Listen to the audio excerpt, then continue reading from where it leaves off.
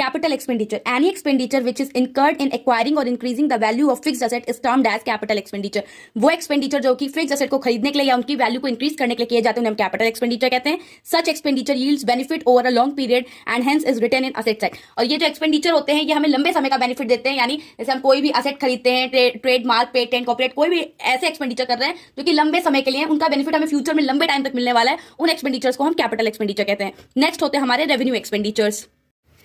Any expenditure the benefit of which is received during the current year itself is termed as revenue expenditure. वो expenditure जिसका benefit हमें current year में मिल जा रहा है, यानी जिस year हमने expenditure किया उसी year हमें उसका benefit भी receive हो रहा है, उनको हम कहते हैं revenue expenditure. All the revenue expenditures are debited to trading and profit and loss account. और expenditure does not result in any increase in the earning capacity of the business. और ये जो results होते हैं ये earning capacity को नहीं बढ़ाते हैं. हम revenue expenditure में क्या करते हैं, normally वो सामान खरीदते हैं जो कि हम रीसेल करने वाले, यानी अगर हम goods खरीद रहे हैं तो वो हमारा revenue expenditure है, और हम कोई asset खरीद रहे हैं, कोई मशीन खरीद रहे हैं, बिल्डिंग खरीद रहे हैं तो वो हमारा